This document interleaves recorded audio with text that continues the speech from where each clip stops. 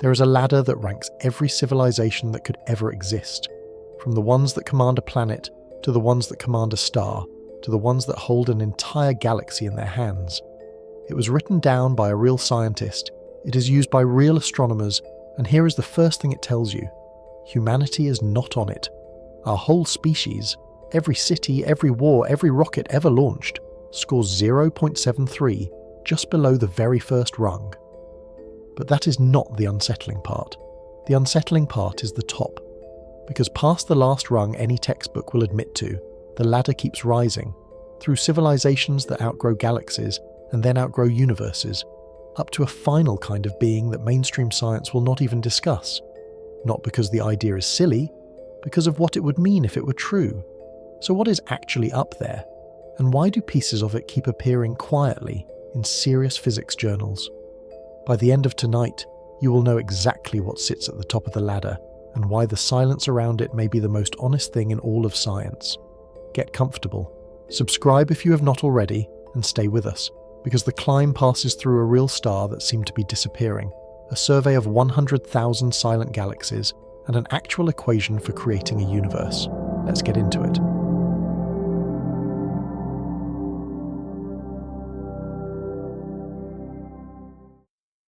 Part 1. The number on your house. You wake up floating. That is the first thing you notice. Not the light, not the sound, but the absence of weight, because your bed does not rest on the floor. It holds you a hand's width above it, humming so quietly that the hum has become your definition of silence. You drift down, and your feet find a floor that is exactly the temperature feet prefer. Outside the window, a city climbs into the clouds.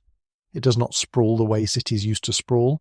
It ascends, tower above tower, and between the towers the morning traffic moves in soft, glittering streams, thousands of vehicles flowing past each other with the calm of fish who have never once collided. Somewhere below you, or perhaps above you, someone is making tea. It arrives at your door carried by a machine that knows precisely how you like it, and greets you as if it were glad you slept well. Maybe it is. You skim the morning news while the tea cools.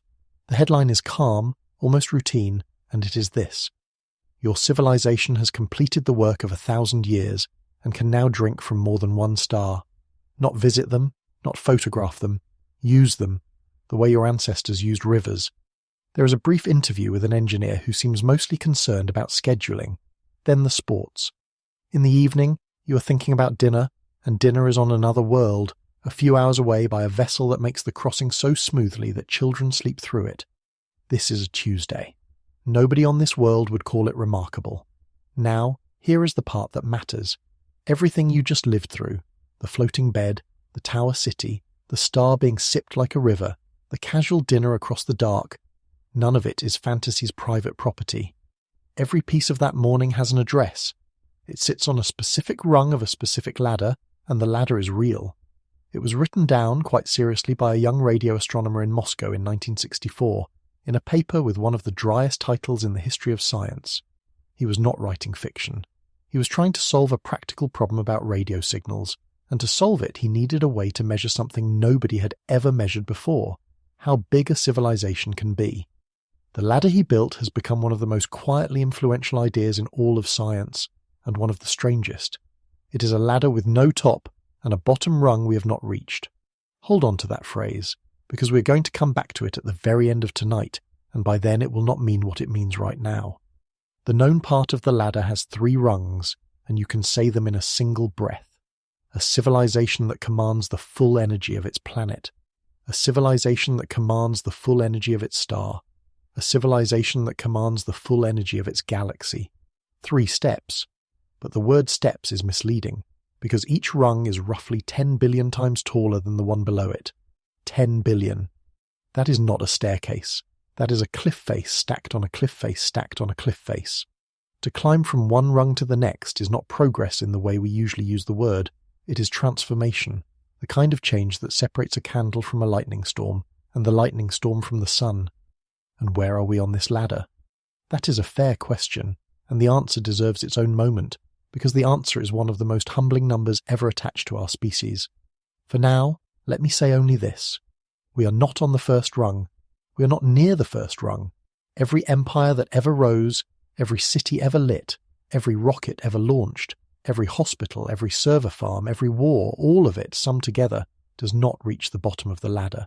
There is a precise number for where we stand, a number small enough to fit in a pocket and heavy enough to bend a lifetime of assumptions, and when we get to it, I want you to hear it slowly.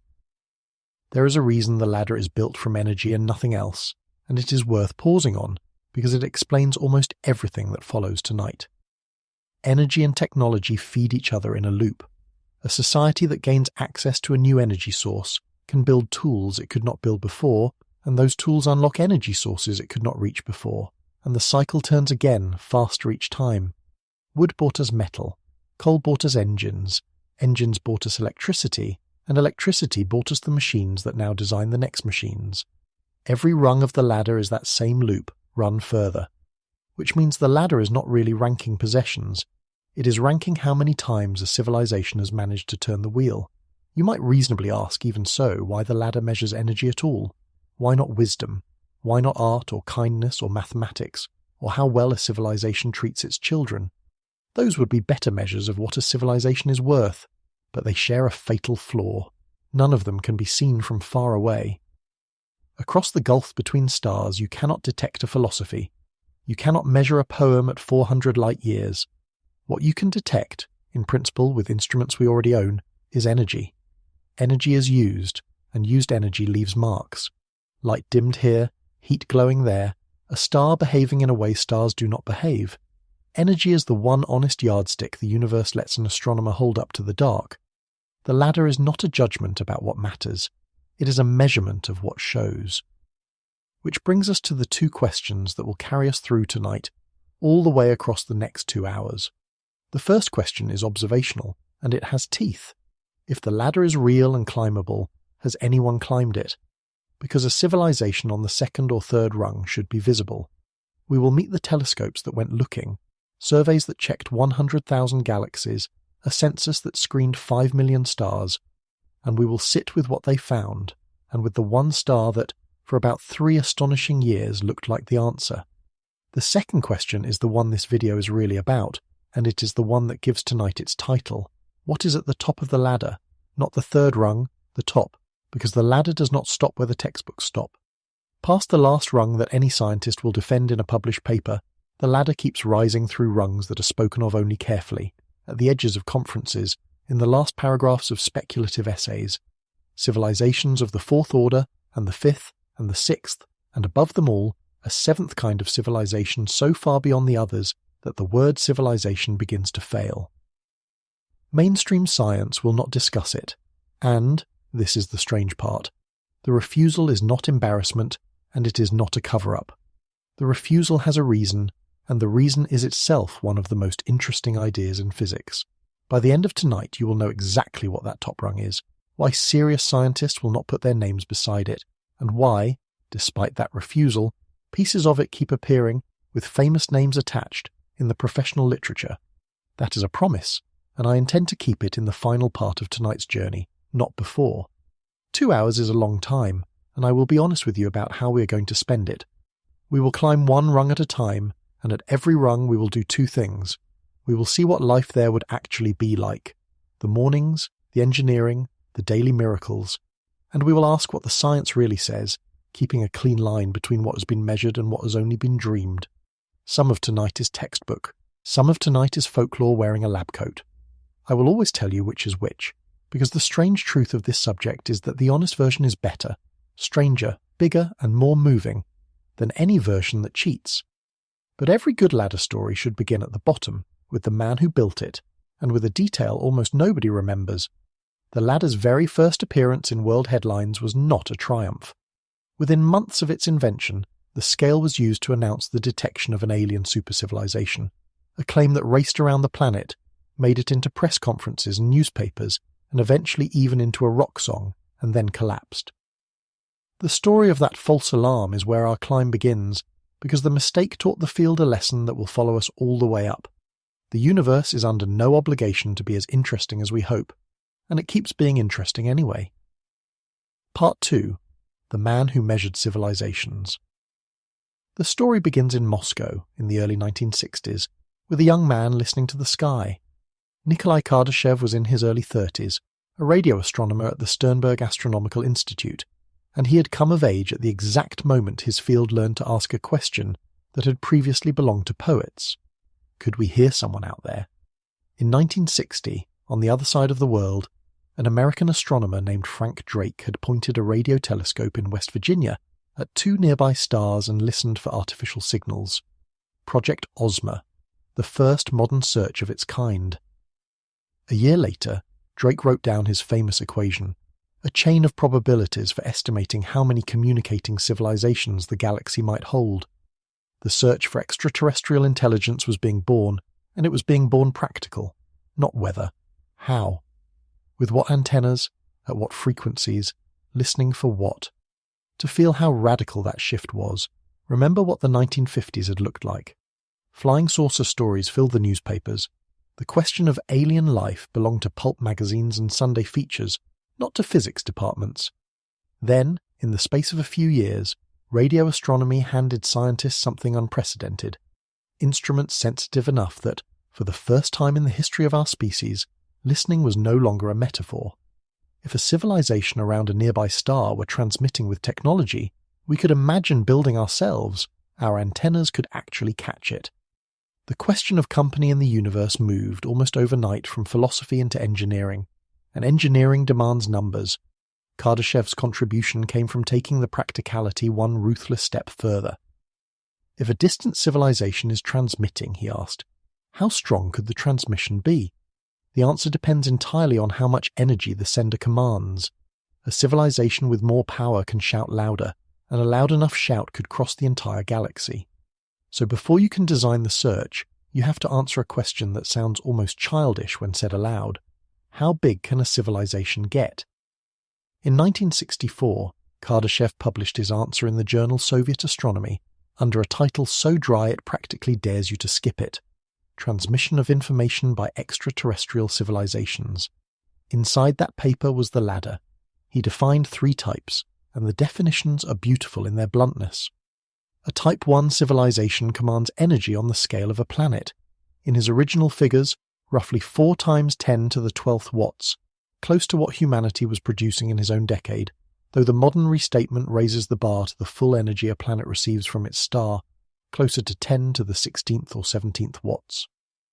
A Type 2 civilization commands the energy of its entire star, roughly 4 times 10 to the 26th watts, which is essentially the Sun's complete output. A Type 3 civilization commands the energy of an entire galaxy, 10 to the 36th watts and beyond, the combined light of 100 billion suns. Planet, star, galaxy. 3 words, 3 rungs, and a way of thinking about intelligent life that no one has managed to improve on in 60 years. Sit with the spacing between those rungs for a moment, because the spacing is the point. From Type 1 to Type 2 is a factor of about 10 billion. From Type 2 to Type 3 is another factor of about 10 billion. These are not gaps you cross by working harder. 10 billion is roughly the number of seconds in 300 years. Imagine a task where every single second of 3 centuries must each be filled with an entire year's worth of progress. And remember what we said in the beginning. All of recorded human history, every watt we have ever generated from the first campfire to this morning's power grid, sums to less than a single rung. The ladder does not flatter us. That was never its job. What happened next is the part of the story that almost nobody remembers, and it is my favourite part, because it shows how young and hungry this field was. In 1965, 1 year after the paper, Kardashev's colleague Gennady Sholomitsky announced that a distant radio source called CTA-102 was varying, pulsing in a way that looked, to eager eyes, deliberate. To a field freshly armed with the ladder, the implication was electric. A signal that strong, varying like that, could be the beacon of a super-civilization, a Type 2, or something even higher, announcing itself across the universe. Word went out through a Moscow press event, and the world's newspapers did exactly what you would expect. Headlines announced that Soviet astronomers might have detected an advanced alien civilization. For a brief window, some of the most careful scientists on Earth allowed themselves to believe the ladder had just found its first climber. Picture that week from the inside. You're a Soviet radio astronomer in 1965. Your country has just put the first satellite, the first animal, and the first human being into space. The idea that your team might now add the first alien civilization to that list does not feel like fantasy. It feels like the obvious next line in a story you're already living. The observations were real. The source truly was varying. The temptation was not foolishness. It was hope, wearing the uniform of data. It had not. CTA-102 turned out to be a quasar, one of the first ever recognized, a galaxy's blazing core, powered by matter falling toward an enormous black hole, flickering for reasons that are entirely natural and, in fairness, almost as astonishing as aliens. The detection was real. The interpretation was wrong. The episode became a small legend. The rock band The Byrds even recorded a song called CTA-102 in 1967, complete with sound effects of alien voices. The Kardashev scale's first appearance in popular culture arrived by way of mistake. But do not file this away as an embarrassment, because the false alarm did something valuable. It taught the newborn field a discipline it has never forgotten. When the sky shows you something that looks artificial, your first move is not celebration. It is suspicion. Check the instrument. Check the natural explanations. Check them again, harder, and invite the world to prove you wrong. Hold that lesson somewhere safe, because much later tonight we're going to watch it perform under pressure when a star 1,400 light-years away starts behaving in a way no star should, and the entire planet gets to watch the discipline work in real time.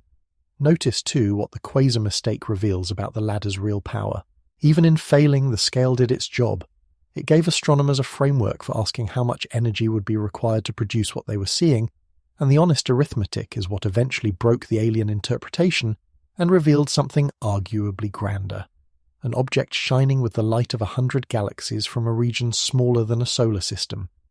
The ladder is a filter as much as a fantasy. It converts wonder into wattage, and wattage can be checked.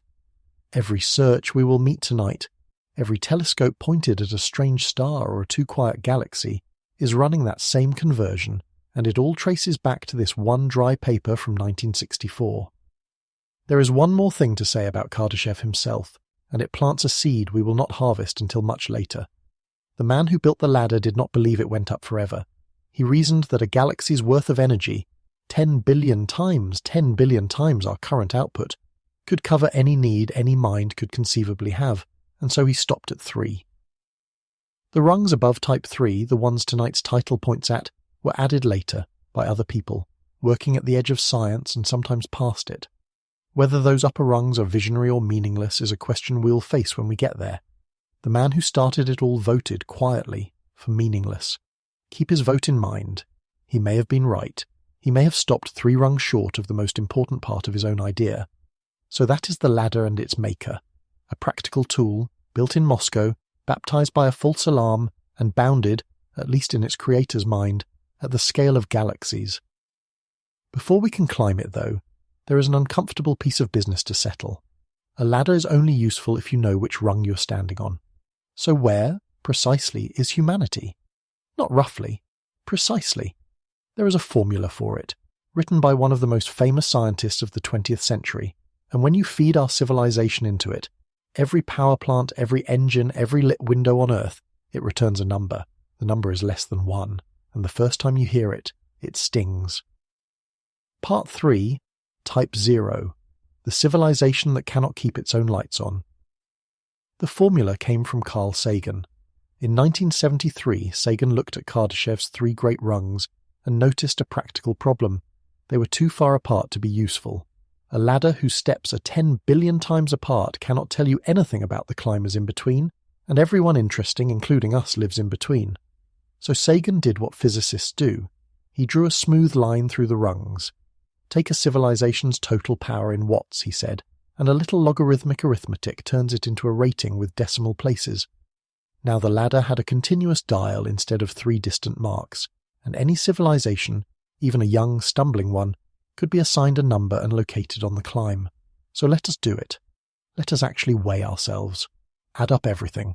Every power station on Earth, every engine in every car and ship and aircraft, every furnace, every stove, every data center humming in the dark, every lit window in every city on the night side of the planet.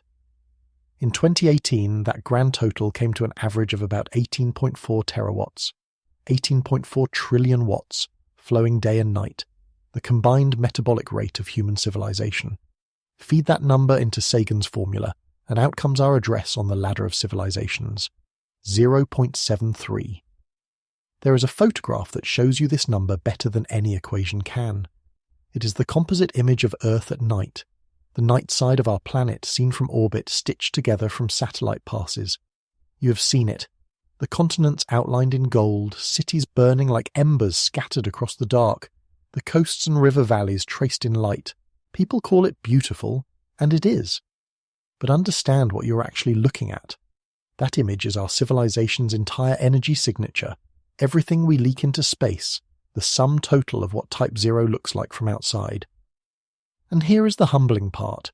At interstellar distances, it is invisible. Utterly. No telescope we could build, parked around the nearest star, could see those city lights. The glow that represents everything we are does not carry. We are not merely low on the ladder. We are, for all practical purposes, undetectable from it. Let that number settle for a moment, because it includes you. Your home is somewhere in that 18 trillion watts.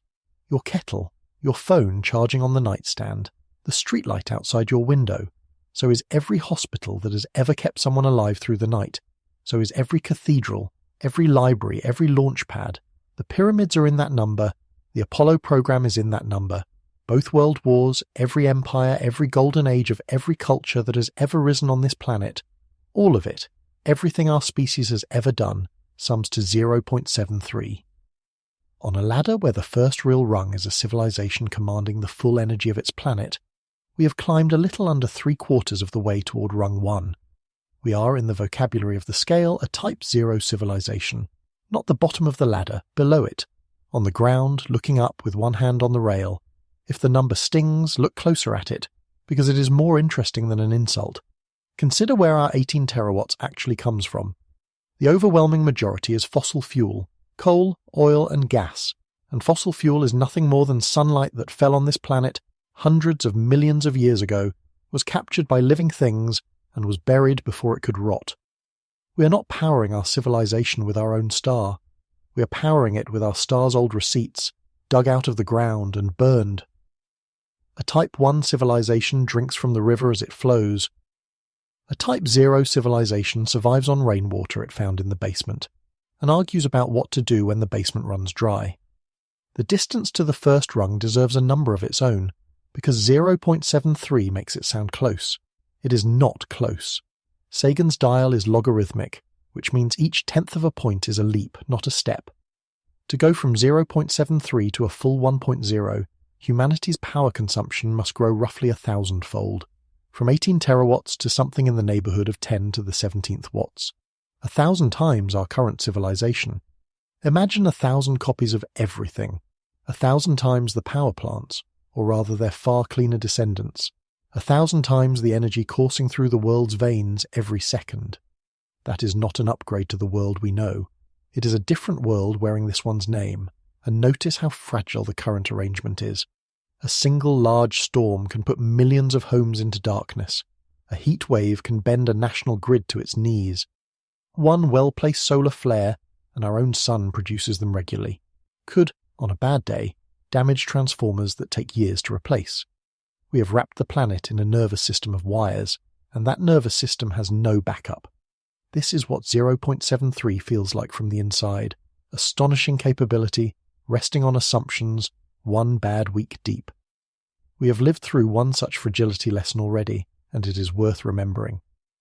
In 1859, a solar storm now called the Carrington event struck a world whose only electrical infrastructure was the telegraph, and it set telegraph offices sparking, shocked operators through their equipment, and lit auroras so bright that people in the tropics thought their cities were on fire.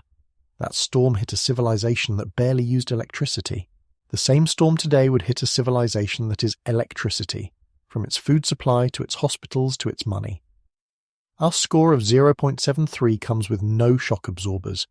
The climb ahead is partly a climb toward power, and partly a climb toward the resilience that power is supposed to buy. Yet the trend line underneath us is one of the most remarkable curves in all of human data. Historians of energy have reconstructed the world's consumption back to 1800, and the shape of the curve is almost vertical in historical terms. For thousands of years, the human energy budget was muscle, wood, wind, and water, nearly flat generation after generation. Then, in barely 2 centuries, a blink, a rounding error against the age of our species, the curve bends upward and climbs 100-fold. It is still climbing today, at 1 to 2% a year, nearly every year, through recessions and pandemics and wars. Whatever else our species is, we are a species whose hunger for energy has never once, in the long run, gone down. Run that trend forward, and you can put a date on the first rung. The physicist Michio Kaku has done the arithmetic publicly many times. If our energy use grows around 3% a year, roughly its historical pace, humanity reaches full Type 1 status in something like 100 to 200 years. Read that again slowly. The first rung of the ladder, mastery of an entire planet's energy, the stuff of the floating bed morning we imagined at the start of tonight, maybe 2 centuries away. There are children alive right now whose grandchildren could plausibly see it. On the timescale of the universe, we're not merely climbing toward the first rung, we're sprinting at it. And that, strangely, is exactly what should worry us, because the sprint has a dark side, and it is one of the most sobering ideas attached to this entire subject. Think about what a civilization must be holding in its hands during the passage from Type 0 to Type 1. Planetary scale energy means planetary scale everything. Weapons that can end the species in an afternoon, industries that can shift the chemistry of the atmosphere and the oceans, engineered organisms, self-improving machines. Every one of those capabilities arrives before the wisdom to manage it has had time to mature, because the energy technology loop we described earlier does not pause for wisdom. Kaku has called this transition the most dangerous era a civilization ever faces, and many scientists who think about the silence of the sky suspect the same thing. That the gap between Type 0 and Type 1 may be a filter, a passage that most civilizations who reach it do not survive. If that suspicion is right, then the quietness of the universe is not a mystery at all. It is a graveyard census, and the number 0.73 is not just our address. It is the most dangerous address on the ladder, a doorway that many may have approached and few may have walked through. I want to be careful here, though, because honesty cuts in both directions. The Kardashev scale measures consumption, not virtue, and not even capability in any refined sense. A civilization that learned to do far more with far less, better computing, better efficiency, needs met with a fraction of the wattage, could be profoundly advanced while standing still on this ladder, or even sliding down it. Some scientists take that possibility seriously, and it will come back to haunt the entire search later tonight, in a form I promise will surprise you. The ladder is one honest yardstick. It is not the only one. Keep both of those thoughts, because the tension between them, energy as destiny versus energy as habit, is one of the deepest open questions about our own future. But suppose we make it. Suppose the grandchildren of our grandchildren thread the passage. No final war, no ruined atmosphere, no machine mistake, and arrive, 1 or 2 centuries from now, on the first rung with the light still on. What is actually waiting there? Not the cartoon version. The real, engineering version, as physicists have sketched it. What a civilization can genuinely do on the day it commands its entire world. That is where we go next.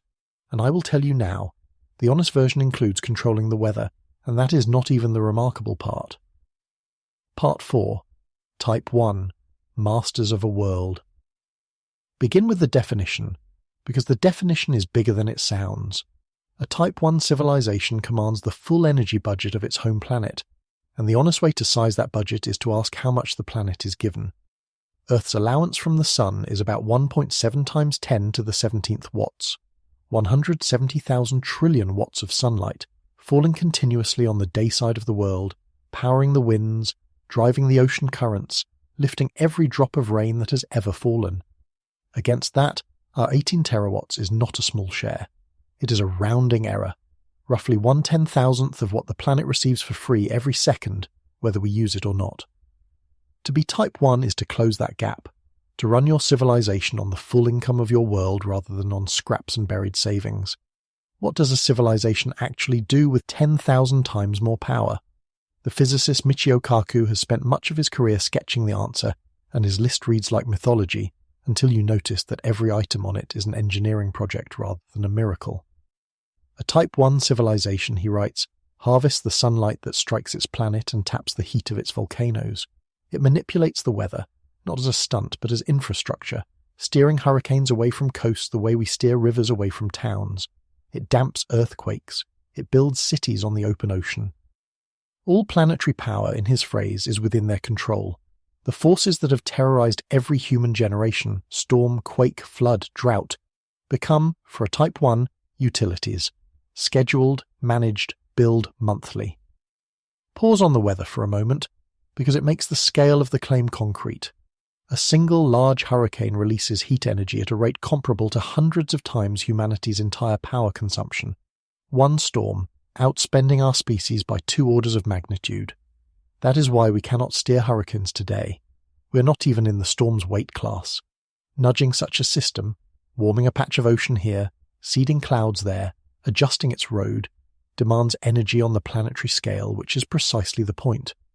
Weather control is not a technology. It is a tax bracket. Try the morning again, the one from the beginning of tonight, but relocate it to this rung, because on this rung it is finally affordable. The floating bed is trivial. Magnetic levitation is 19th century physics waiting for a 24th century power bill. The tower city climbing into the clouds is a materials problem, plus an energy problem, and the energy problem is solved. The machine that brings your tea knows you because computation, at this energy scale, is effectively free.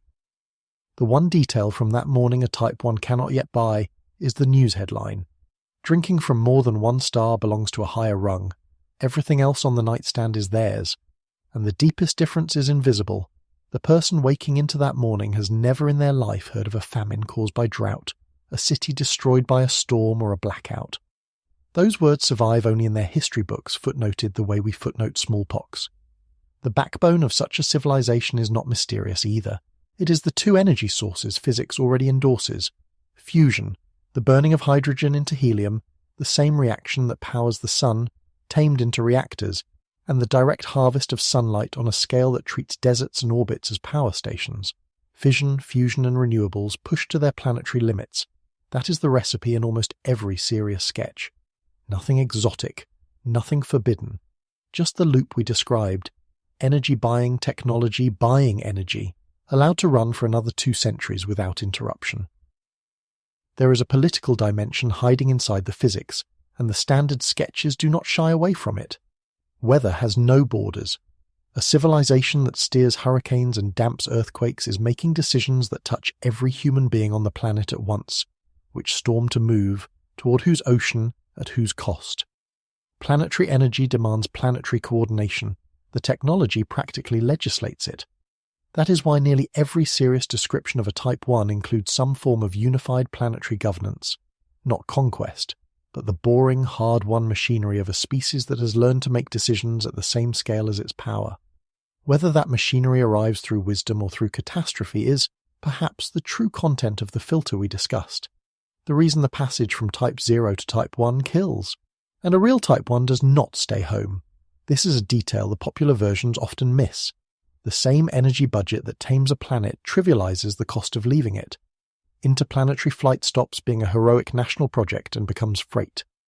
In the standard picture, a Type 1 species has settlements on multiple worlds and moons of its home system, not as flags and footprints, but as working communities, trading, researching, raising children under engineered skies.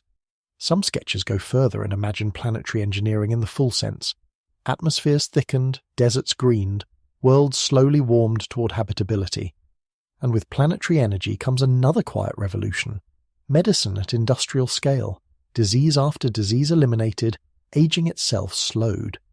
The species is augmented, extended, distributed across several worlds. By every measure our ancestors would recognize they have become something like gods. Their relationship with their own biology changes just as profoundly. In most serious sketches of this rung, the great infectious diseases are not treated. They are extinct, hunted down one genome at a time the way we hunted smallpox, because sequencing, modeling and manufacturing cures are all, at bottom, energy and computation, and both are abundant. Aging itself is slowed, its machinery mapped and maintained like any other infrastructure. The people of the first rung live long, augmented, repaired lives, woven together with their machines in ways that would unsettle us, and that they would no more notice than you notice your eyeglasses. Except for one thing, and the exception is the hinge of this entire part: they can still die. All of them. A Type 1 civilization is mightier than anything our history has imagined, and it remains mortal, vulnerable to extinction in ways it cannot fully engineer away. It lives around a single star. Its worlds share a single stellar neighborhood, subject to the same nearby supernova, the same wandering black hole, the same unlucky gamma-ray burst. Its unity is also its exposure. One government, one infrastructure, one species-wide system means one system-wide failure mode.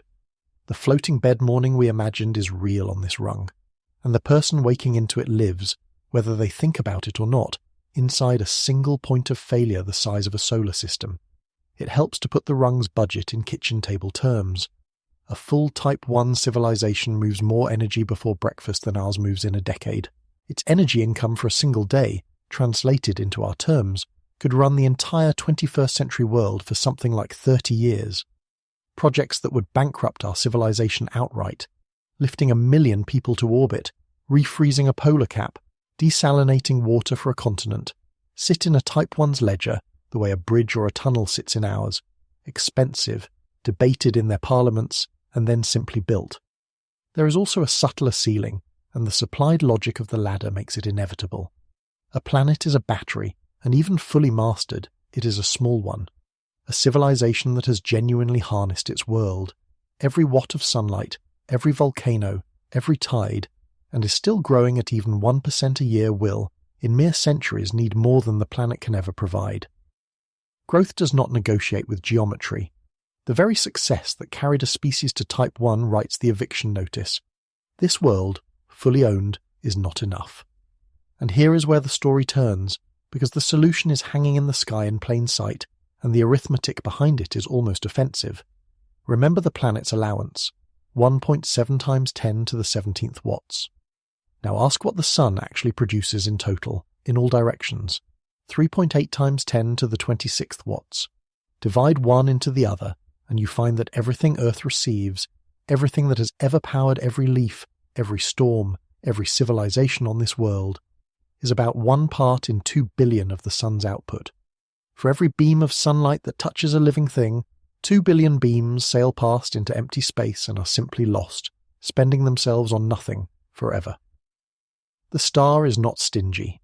The star is an open fire hose, and the planet is a thimble held under one droplet at the edge of the spray. Any civilization that completes the first rung will eventually stand in that arithmetic and reach the obvious conclusion: the thimble was never the prize. And in 1960, decades before anyone had the vocabulary for it, a physicist in Princeton wrote a short, polite, world-altering paper that said exactly what such a civilization would do next, and more usefully for us, exactly how the rest of the universe could catch them doing it. He proposed taking a planet apart. He was not joking, and physics was on his side. That is the second rung, and it is where the ladder stops being about mastering worlds and starts being about consuming them. Part 5. Type 2. The People Who Wrap Stars. The paper that defines the second rung is 4 paragraphs long. It appeared in the journal Science in June of 1960, written by Freeman Dyson, a physicist at the Institute for Advanced Study in Princeton, the same institution where Einstein had worked until 5 years earlier. Its title sounds like plumbing: Search for Artificial Stellar Sources of Infrared Radiation. And in those 4 polite paragraphs, Dyson did 2 things that have shaped this entire subject ever since. He predicted what the most successful civilizations in the universe would eventually build, and he told us how to catch them. Dyson was honest about where the idea came from. He credited a science fiction novel, Star Maker, written by the British philosopher Olaf Stapledon in 1937, a book that imagined, decades ahead of the science, the great engineering projects of stellar civilizations. Dyson took Stapledon's dream and ran it through cold arithmetic. Any civilization, he reasoned, that survives long enough and keeps growing will eventually hit the wall we described at the end of the last part. Its planet's energy income, fully harvested, is still a thimble under a fire hose. Recall the numbers, because they are the engine of everything on this rung. Earth receives about 1.7 times 10 to the 17th watts from the Sun. The Sun produces about 3.8 times 10 to the 26th watts. radiated in every direction into the dark. For every unit of energy our planet intercepts, roughly 2 billion units miss. Not metaphorically, but literally. They pass through empty space where no world happens to be, and sail on spent on nothing forever. Put that waste on a human scale and it becomes almost unbearable. In one single second, the sun releases more energy than human civilization, at its current rate, would use in 600,000 years. 600,000 years. From before our species existed until now, all of it, funded by 1 second of one ordinary star. And our star has been doing this every second for 4.5 billion years, with almost nobody collecting. From the perspective of a growing civilization, a star is not a light in the sky. It is an unclaimed inheritance, sitting in an open vault. So Dyson said the obvious thing, the thing that only sounds insane the first time. Eventually they collect. A sufficiently mature civilization, he argued, would dismantle a planet. He suggested a body about the mass of Jupiter, and reform its material into a great shell of collectors surrounding the star at roughly twice the Earth-Sun distance, catching not one part in 2 billion of the starlight, but essentially all of it, every photon harvested at the source. The structure this describes has carried his name ever since, the Dyson sphere. Now, before your imagination builds the wrong thing, let me correct the picture, because almost everyone gets it wrong, and Dyson himself spent years politely complaining about it. The popular image is a solid ball, a rigid shell enclosing the star like a walnut around its kernel. That structure is impossible, and the reason is elegant. A hollow, rigid shell around a star feels no net gravitational pull toward it. The star's gravity on the near side and far side cancels perfectly, a result you can prove with mathematics Isaac Newton already had. So the shell is not anchored. It would drift, grind against its own tolerances, and shear itself apart, and no known material, nor any material physics permits us to imagine, could carry the stresses anyway. What Dyson actually meant was a swarm, thousands upon thousands, eventually millions of independent collectors, each one perhaps the size of a continent, each on its own stable orbit, surrounding the star in a thickening cloud, like a slow-motion snow globe, where every flake is a power station. A swarm needs no impossible materials. It can be built one collector at a time, each unit useful from the day it is finished. It is not one megastructure. It is an economy wrapped around a star. And the construction schedule is the part that should genuinely unsettle you. You might assume such a project would take 1 million years of grinding labour. In 2013, researchers at Oxford ran the problem properly, using self-replicating industry, machines that build copies of themselves before building anything else. Start with a modest seed factory on the planet Mercury, which is conveniently close to the Sun, rich in metals, and unencumbered by anyone living there.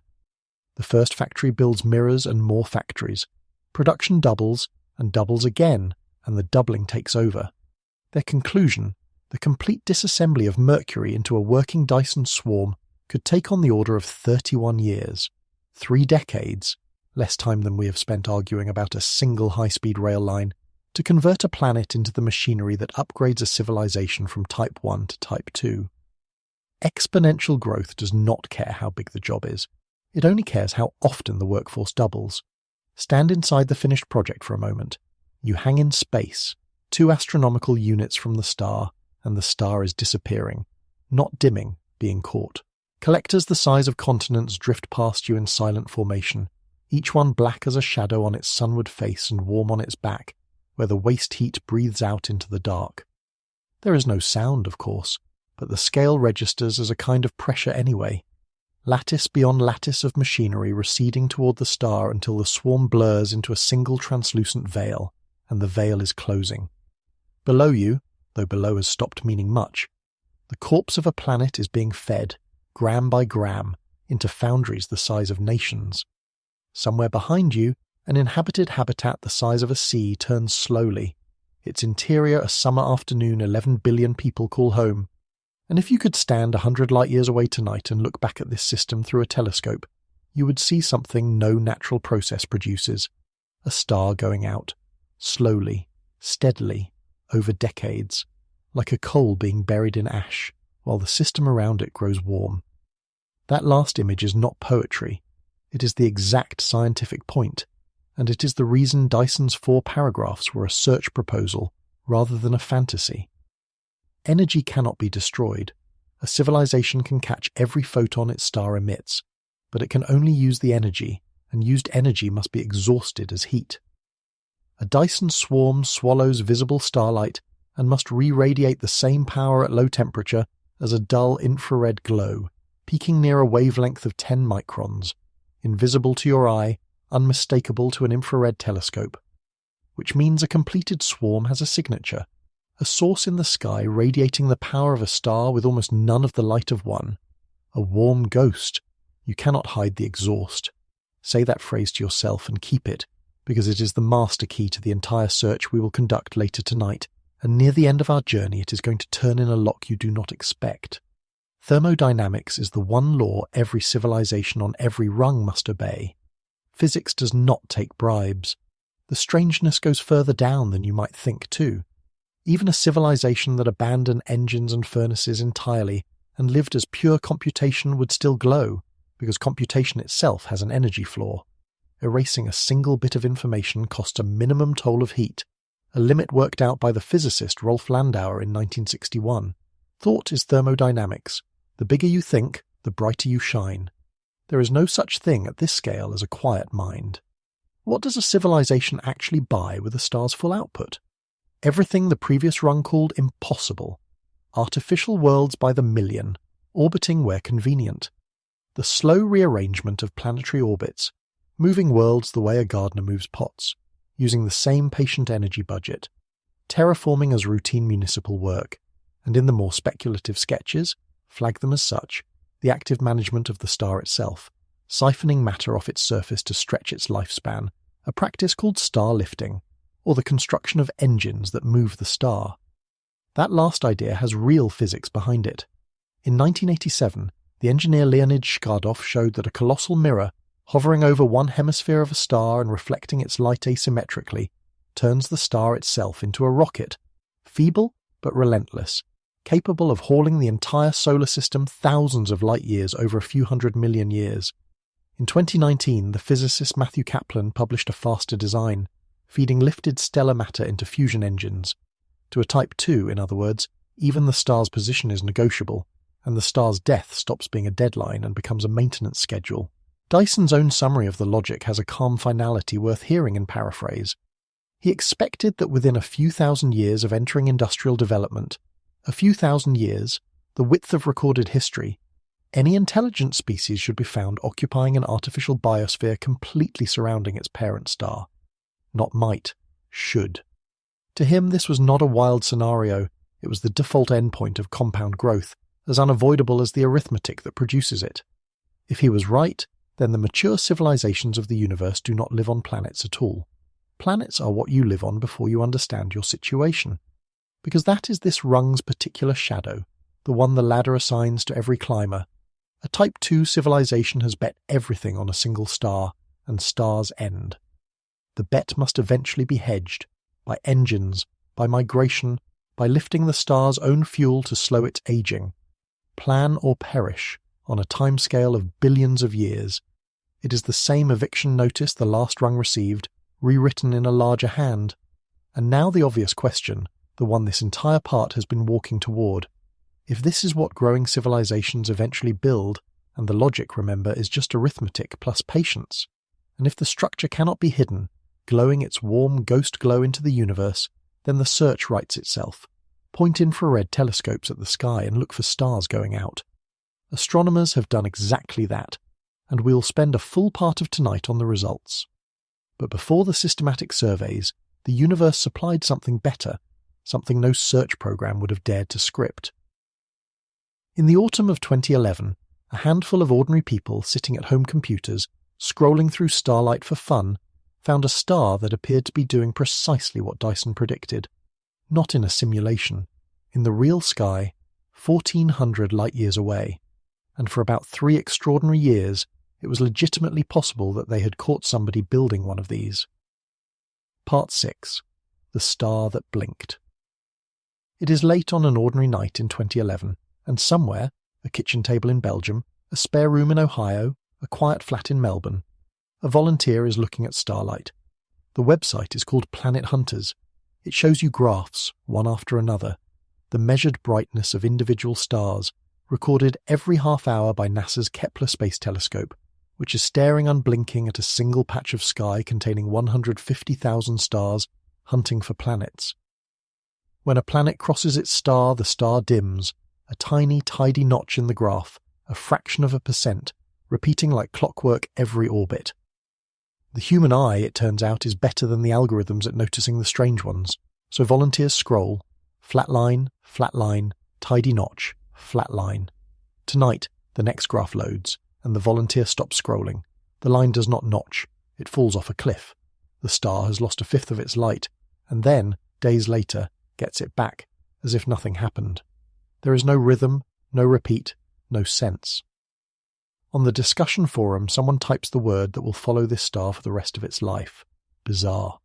The star was catalogued as KIC 8462852, a mouthful that the world would soon replace with a friendlier name. It sits about 1,470 light-years away, in the constellation Cygnus, the Swan, high in the northern summer sky. And by every standard measure it is boring. An F-type star, a little hotter, a little brighter, a little heavier than our Sun, middle-aged, unremarkable, the kind of star a survey checks off and forgets, except for the dips. Over the 4 years Kepler watched, the star's light dropped irregularly, sometimes barely a percent, sometimes 15, once around 22%, in events lasting anywhere from 5 to 80 days, arriving without pattern, clustered and then absent, shallow and then catastrophic. To feel how wrong that is, you need one comparison. When a planet the size of Jupiter, the largest planet our solar system ever managed, crosses a star like this, it blocks about 1% of the light. 1% is a giant planet. 22% is not a planet. Whatever repeatedly blotted out a fifth of this star would have to be enormous beyond planetary scale, irregular, and either swarming or changing shape. Stars do not do this. In a catalogue of 150,000 stars, exactly one did this. It is worth pausing on who found this, because it says something lovely about the moment we live in. Kepler's data was public. Anyone on Earth could look. The Planet Hunters project existed precisely because its founders suspected that pattern-hungry human eyes would catch oddities that automated pipelines, trained to find tidy repeating notches, would discard as noise or error. They were right. The volunteers on that site have found confirmed planets the algorithms missed, including the first known world orbiting in a 4-star system. And in this case, the strangest star in the entire Kepler field was flagged not by a supercomputer, but by retirees, students, and night shift workers who kept pressing the button that said, in effect, this one is weird. The most important anomaly in the modern search for extraterrestrial intelligence was a citizen science discovery. Whoever you are, listening tonight, the door to this kind of work is not locked to you. The scientist who took responsibility for the mystery was Tabitha Boyajian, then a postdoctoral researcher at Yale. Working with the volunteers, who share authorship on the paper, a detail worth loving, she spent years doing the unglamorous work the CTA 102 affair taught this field to do first. Could it be an instrument error, a flaw in Kepler itself? No. The team checked pixel by pixel. The dimming is real and happens at the star. A companion star passing in front? No. A young star still wrapped in its birth disk of dust and rubble? No, and this negative is the crucial one. Dust that close to a star gets warm, and warm dust glows in the infrared. Astronomers looked for that infrared excess and found none. Whatever was blocking the star, it was not glowing the way close-in dust must glow, which quietly eliminated almost every mundane explanation on the shelf. Boyajian's team published the analysis in 2015 under a title that tells you everything about the mood. Where's the flux? The paper walked through every natural scenario physics offered, and reported with scientific politeness that nearly all of them strained. The least bad natural answer, a colossal family of comet fragments, the shattered remains of a body more than 100 kilometers across, swarming through the line of sight in ragged formation. Possible. Awkward. Nobody loved it. And then came the sentence that lit the fuse. Jason Wright, the Penn State astronomer whose infrared survey work we will meet properly in a little while, observed, carefully and correctly, that the light curve looked like what you might expect from a swarm of enormous artificial structures orbiting the star. He did not claim aliens. He ranked the idea last behind every natural option and proposed a test. Listen. But the press had its headline, and the headline went around the world in days. Astronomers may have found an alien megastructure. Tabby's star, the nickname stuck, honouring Boyajian, one of the very few stars informally named for a living astronomer, became the most argued about point of light in the galaxy. For the first time since the ladder was written down, a specific star in the real sky was a plausible candidate for rung 2. Notice what happened next, though, because this is the part that matters more than the myth. The field did not celebrate. It deployed. The SETI Institute swung the Allen telescope array towards Cygnus and listened across billions of radio channels for anything artificial. Silence. And Boyajian did something scientists almost never get to do. She asked the public directly. A crowdfunding campaign raised over $100,000 from more than 1,700 ordinary people, buying a full year of time on a global network of telescopes with one instruction: watch the star every clear night and be ready. The trap was set, armed not to prove aliens but to catch the next dip in the act in every colour of light at once, because colour was the key. A solid object, a panel, a structure, anything opaque, blocks all colours of starlight equally. But a veil of fine dust blocks blue light more than red. The dimming would be lopsided, tinted. One measurement, and the ghost would have to show its face. In May of 2017, the email went out at 4 a.m. The star is dipping. Telescopes across the planet turned. Over that summer and autumn, 4 dips arrived, shallower than the Kepler monsters, 1 to 2.5%, and the backers who had funded the vigil got to name them: Elsie, Celeste, Skara Brae, after the Stone Age village in Orkney, Angkor after the temple city in Cambodia, ancient human monuments, lending their names to the shadows of a suspected alien one. And in the light of those 4 dips, measured simultaneously in multiple colours by observatories around the world, the answer finally stood still. The dimming was deeper in blue than in red. Lopsided, tinted. The occulta was not solid. It was dust, grains finer than a wisp of smoke, smaller than a millionth of a metre, drifting through the line of sight in enormous diffuse clouds. The megastructure was powder. Think about what that verdict physically means, because it is stranger than the megastructure in its own way. Something in that distant system produced clouds of powder, fine enough to redden starlight, grains smaller than the particles in cigarette smoke, in quantities sufficient to dim a star hotter and brighter than our sun by a fifth, and it produced them in irregular, drifting, colossal formations. The mundane explanation is not mundane. A moon being slowly torn apart and ground to dust. A planet swallowed by its star in the astronomically recent past, its remains still settling. A family of giant comets, boiled and shattered on repeated close passes. Whichever it was, we caught a planetary system in the act of destroying something, and mistook the debris, briefly and reasonably, for construction. You're allowed to feel the small grief of that. Everyone in the field felt it too, whatever they said in public. For about 3 years, our species held the most plausible piece of evidence for another civilization it has ever possessed, and then measured it honestly, and watched it dissolve. But do not miss what was actually demonstrated in that dissolving, because it is arguably the most important result of the whole affair. The megastructure hypothesis made a prediction. The prediction was tested. It failed, and everyone, including the people who most wanted it to succeed, accepted the verdict within weeks. That is the lesson of CTA 102, grown up and operating at planetary scale. Hope, disciplined by measurement. The ladder's rungs are not fantasies precisely because they can lose arguments with data, and it is worth adding the quiet footnote. The mystery is not fully closed. Where those continent-spanning clouds of fine dust came from, a shredded moon, a devoured planet, an unlucky comet family, remains unsettled. An archival photograph suggests the star may also have been slowly fading for a century, a separate puzzle that is still argued about. Tabby's star ended up being no one's megastructure, and it is still nobody's ordinary star. One question, though, should be nagging at you, and it is the right question to carry out of this part. The Tabby star affair was an accident, one anomalous star stumbled upon by volunteers in a dataset built for another purpose. Dyson's logic was never about one star. It says that if civilizations climb, the sky should hold warm ghosts, many of them glowing at 10 microns, unhideable.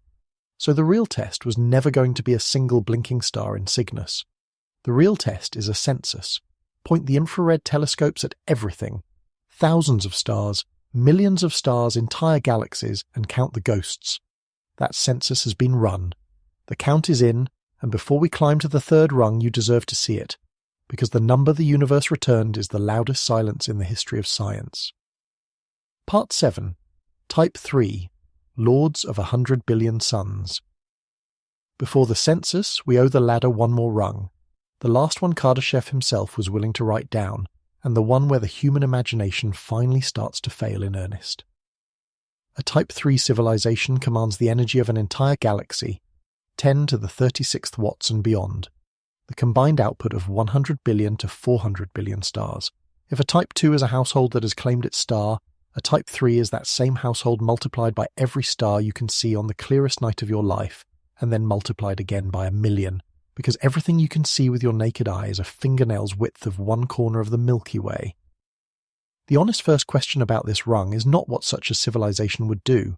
It is how such a thing could possibly come to exist, given that the distances between stars are the cruelest numbers in nature. And the answer, worked out independently by several generations of physicists, is the most patient machine ever conceived, the self-replicating probe. Send a single automated craft, no crew, no life support, just factories and instructions, to a neighbouring star system. On arrival, it mines an asteroid, builds 2 copies of itself, and launches them onward. 2 become 4, 4 become 8. Each hop takes centuries at speeds well below light speed, and it does not matter, because nobody on board is waiting. The wave of machines spreads outward like frost crystallizing across a window pane, slowly at every point, and yet in the aggregate unstoppably. The idea has a distinguished pedigree. The mathematician John von Neumann, one of the founding minds of the computer age, worked out the abstract theory of self-reproducing machines in the 1940s, before a single practical computer existed to run it, and such probes have carried his name ever since. Notice what the concept does to the biggest objection against interstellar travel. The objection says, the distances are too great, no crew survives, no society funds a voyage whose payoff arrives in 10,000 years. The von Neumann probe simply deletes the crew, deletes the society, and deletes the funding. After the first probe, the program pays for itself in asteroids. The strategy asks its builders for exactly one act of will, once. Everything after that is inheritance. Now run the arithmetic that turns this from engineering into philosophy. At even a few % of light speed, with a few centuries of pause at each system, the colonization wave crosses the entire galaxy, end to end, 100,000 light years, in somewhere between 5 and 50 million years. Take the most conservative assumptions you like. Modern analyses put the ceiling below 1 billion years. Against a human lifetime, 1 billion years is eternity. Against the galaxy's age, it is nothing. The Milky Way is over 13 billion years old. It has had time to be crossed, settled, and saturated, not once but 12 times over, by 12 separate civilizations, even lazy ones. The astronomer Michael Hart made this argument sharply in 1975. Spacefaring intelligence in a galaxy. This old should be everywhere or nowhere. There is no comfortable middle. And it was an earlier, more famous lunchtime version of the same tension, Enrico Fermi at Los Alamos in 1950, blurting out the question, "Where is everybody?" That gave the puzzle its name. Hold Fermi's question. The next part of tonight is devoted entirely to how hard we have tried to answer it. But first, be careful with the fantasy, because the popular picture of a Type 3, a galactic empire, throne worlds, fleets, dissolves the moment you take one law of physics seriously. Nothing travels faster than light. No signal, no ship, no order, no plea. The galaxy is 100,000 light-years wide, which means a message from one edge to the other takes 100,000 years to arrive, and the reply takes another 100,000. No government can govern that. No culture can even stay one culture. By the time a colony's news reaches the homeworld has been through 1,000 generations of its own change. A true Type 3 could not be an empire in any human sense. It would be something stranger, a slow choir of star systems, each verse separated from the next by centuries of silence, held together not by command but by inheritance, shared machines, shared protocols, shared ancestry, the way all life on Earth is held together by a genetic code no one enforces. Or it would be something post-biological, minds running on machinery, for whom a 1,000-year message lag feels the way a pause in conversation feels to us. Perhaps patience is not a virtue at that scale. Perhaps it is simply the shape of the mind that survives. I should flag, honestly, the claims your favourite videos and books attach to this rung, because the material that inspires tonight's journey attaches them too. Faster than light travel, gravity bent to will, crossing the galaxy in hours. Let me be plain, nothing in established physics permits any of it. The equations of general relativity do contain exotic geometries, wormholes threading distant regions together, warp metrics that compress space ahead of a ship. But every one of them requires negative energy in quantities nobody can define how to obtain, and may simply be mathematics without a universe attached. If type 3s exist, either they obey the speed of light and are patient beyond our comprehension, or they know physics we do not. And tonight we will not pretend to know it for them. The honest version of rung 3 is patient, and the patience, once you sit with it, is more imposing than the magic. Magic would mean they found a shortcut. Patience means they did not need one. And how long would the whole climb take from a civilization like ours to full possession of a galaxy? Estimates in the popular literature, including the material behind tonight's video, often land around 1 million years, and even the cautious versions stay comfortably under 1 billion. Either way, the number does something clarifying to your sense of who could be out there. The universe is nearly 14 billion years old. Our galaxy's oldest stars formed within its first billion. That leaves over 12 billion years of runway on which some earlier species could have started this exact program before our sun even existed. If any of them did, they finished long ago. Finished so long ago that the galaxy would have been fully theirs for thousands of times longer than humans have existed. We are not early to a race that may have been run. We are impossibly late, which makes the empty track stranger still. What genuinely would be available to them is exotic enough. A civilization operating across a galaxy could harvest energy from sources no planetary species touches. The accretion disks around black holes, wherein falling matter releases energy dozens of times more efficiently than nuclear fusion. The rotational energy of the black holes themselves, extractable in principle through known mechanisms. The death blast of supernovae, caught by infrastructure positioned decades in advance. Kardashev, in a description that has been paraphrased ever since, regarded a civilization of this order as approaching the godlike, and for once the word earns its keep. A Type 3 does not experience a supernova as a catastrophe. It experiences it as a harvest that was on the calendar, and still, the ladder keeps its bookkeeping even here. A galaxy is a battery too. Star formation in the Milky Way is already winding down. The galaxy makes new stars today at a small fraction of its ancient rate, and the long-term forecast runs one way. Trillions of years from now, the last generations of stars will be small, dim, and miserly, and after them comes arithmetic we will face properly near the end of tonight. Even the third rung, even 100 billion suns held in one civilization's hand, is a candle with a countdown attached. Every rung of this ladder, without exception, has turned out to be a bigger room with the same clock on the wall. Remember that, because eventually tonight we will have to ask whether any room exists without the clock. And that question, I promise, has an answer, though not one any textbook will endorse. For now, though, we have arrived at the confrontation this entire evening has been building toward. A Type 3 civilization is the largest object the published ladder describes, and it is precisely the kind of thing that cannot hide. A galaxy in which even 1/10 of the stars have been wrapped in Dyson swarms would look wrong from across the universe. Its visible light suppressed, its infrared glow swollen, 100 billion warm ghosts stacked into one unmistakable signature. You could not miss it. That is not rhetoric. That is a measurable, falsifiable prediction, and it applies to every one of the billions of galaxies our telescopes can see. So the question stops being philosophical and becomes operational. We have the telescopes. We know the signature. Somebody simply has to look at everything, every star in reach, every galaxy in the sample, and count. In the 2010s, 2 teams did exactly that, on 2 different scales, with 2 of the most powerful surveys ever assembled. One checked 100,000 galaxies, the other checked 5 million stars. What they found, and what they did not find, is the subject of the next part, and it is the closest thing our species has ever obtained to an answer to Fermi's question. Part 8. The Empty Sky Survey. Every great search in history has an address where it began. This one began at a lunch table in New Mexico in the summer of 1950. Enrico Fermi, the physicist who built the first nuclear reactor, a man famous among colleagues for estimating anything to the right order of magnitude on the back of an envelope, was walking to lunch at Los Alamos with 3 other physicists, joking about a cartoon blaming flying saucers for the disappearance of public trash cans. The conversation moved on, and then, partway through the meal, out of the silence of his own arithmetic, Fermi asked his question, "Where is everybody?" The others laughed because they knew exactly what he meant. He had run the numbers in his head, the age of the galaxy, the number of stars, the time needed to spread, and the numbers said the galaxy should already be full. Company should be everywhere. The sky should be loud.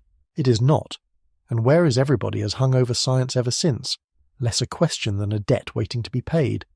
The tools to address the debt did not exist until our own era, and this is the part of tonight where I get to show you something genuinely underappreciated. The search has actually been run, not talked about. Run. Recall the master key from earlier. You cannot hide the exhaust. Any civilization that uses energy at Kardashev scales must dump waste heat into the sky as an infrared glow near 10 microns. Starlight in, ghost light out. The signature cannot be turned off, cannot be shielded, and does not depend on anyone wanting to be found. It is the one wanted poster the universe prints for us in advance. All we have to do is check the sky against it. A word about the instrument that made the check possible, because the scale of the tool matters to the weight of its verdict. WISE, the Wide Field Infrared Survey Explorer, is a space telescope that mapped the entire sky in infrared light, not once but repeatedly, cataloguing hundreds of millions of sources. It was built to find asteroids, cool dwarf stars, and distant luminous galaxies. The civilization hunt rode along on its data for almost nothing, the way the Tabby's star discovery rode along on Kepler's. That is a pattern worth noticing. Our species keeps building instruments for one purpose and receiving, free of charge, the deepest answers to a different question, the oldest question, as a side effect. The largest single check was called G-HAT, Glimpsing Heat from Alien Technologies, led by Jason Wright at Penn State, the same careful astronomer who would later name the megastructure hypothesis at Tabby's star. His team took the all-sky data from NASA's WISE infrared space telescope and examined roughly 100,000 galaxies, 1,000 times more than any previous search of its kind. Understand what 100,000 galaxies means. Each one is 100 billion stars, give or take. The survey was, in effect, a background check on 10 million trillion suns, asking for each galaxy one question: is a meaningful fraction of your starlight being converted into waste heat? A galaxy hosting a true Type 3, nearly all its stars wrapped, would blaze in the mid-infrared while going dark in the visible. Nothing remotely like that appeared. In the entire sample, not one galaxy showed its starlight more than 85% reprocessed into heat. Only about 50 galaxies showed levels consistent with even half, and every one of those 50 on inspection is explicable the boring way as dust warmed by furious star formation. The most famous of them, a colliding pair called ARP 220, is a known stellar nursery choking on its own smoke.